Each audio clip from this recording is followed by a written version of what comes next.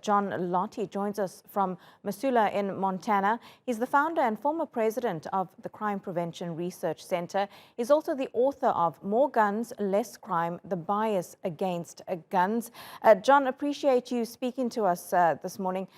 Your organization published a paper that said teachers and staff who were allowed to carry guns in the U.S. are safe.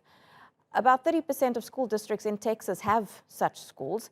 Uvalde Elementary was not one of them. Do you believe this awful shooting would have still happened if teachers there had been allowed to carry weapons? No, look, there are 20 states in the United States that let teachers and staff carry guns. We looked at all the shootings, any discharge of a gun from 2000 up through 2018.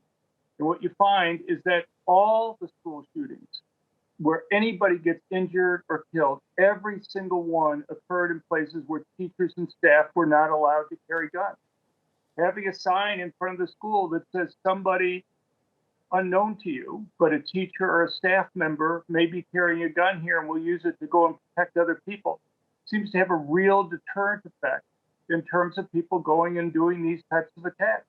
You know, even if you have an armed guard there who's in uniform, they have an extremely difficult job, because if somebody's going to attack, they have a real tactical advantage. If they're going to kill anybody first, they're going to go and kill the armed guard. If the uniformed guard is the only person with a gun and they kill them, then they're going to have free reign for the rest of the place. If there's somebody else there who they don't know who it is who has a gun to be able to go and protect them, that takes away the strategic advantage, because if they go after the guard there, then they reveal their position, and somebody behind them or to the side might be able to go and stop them. But, you know, there's concerns about teachers having guns, that maybe they'll lose control of it, or somebody else will get hurt, or they'll accidentally shoot somebody else.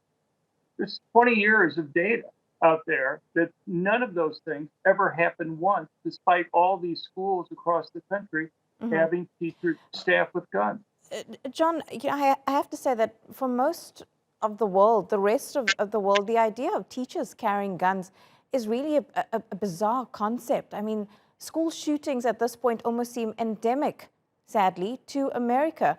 Surely there must also be a different solution besides teachers arming themselves. Well, I mean, look at Europe.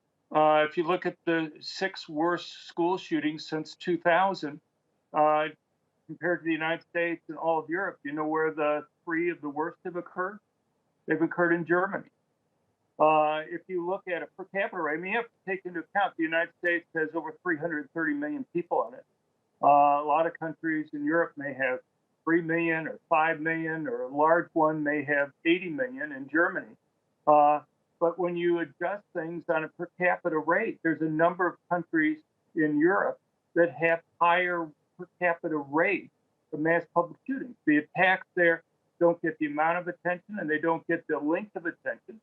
But you have countries like Russia, for example, which has very strict gun control laws, that has mass public shootings over decades that are about 50% higher than the rates in the United States.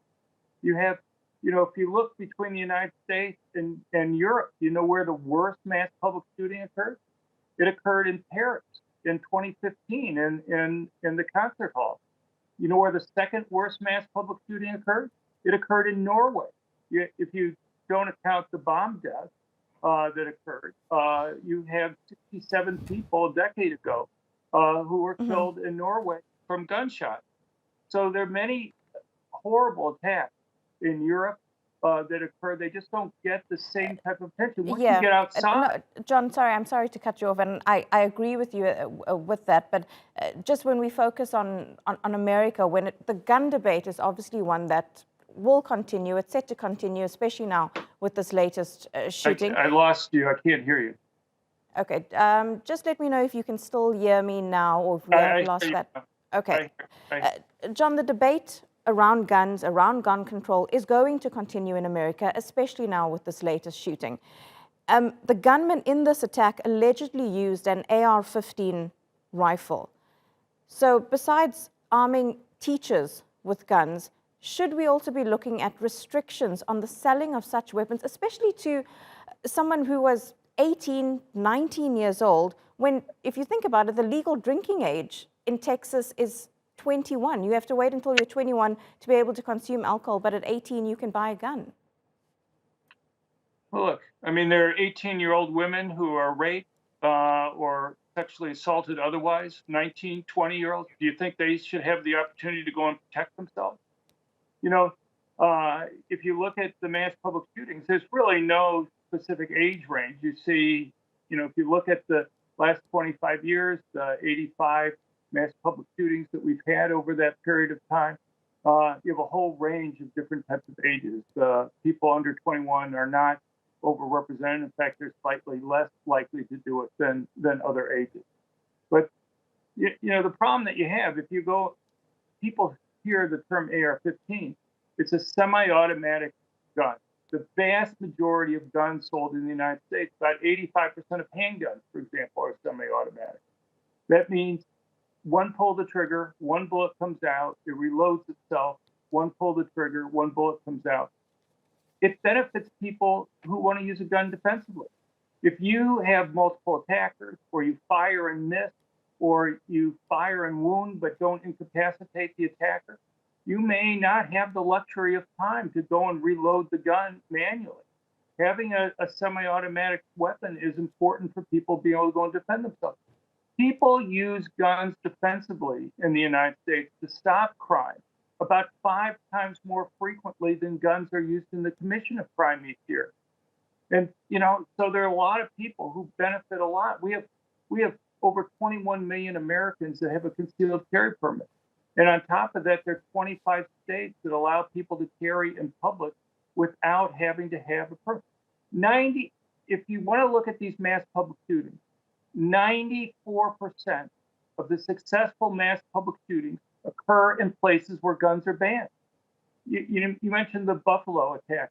If you read his manifesto, he explicitly talks about why he picked the target he did, because it was a place where he knew people wouldn't be able to go and carry guns. And time after time, you see that these attackers, whether it was the one that happened today, the horrible attack that happened there, or these other ones, these sick people want to kill as many people as possible. So they go to places where they know victims can't defend themselves. Mm-hmm. Okay, John Lott, really appreciate your take on this. Live to us there from Missoula, Montana.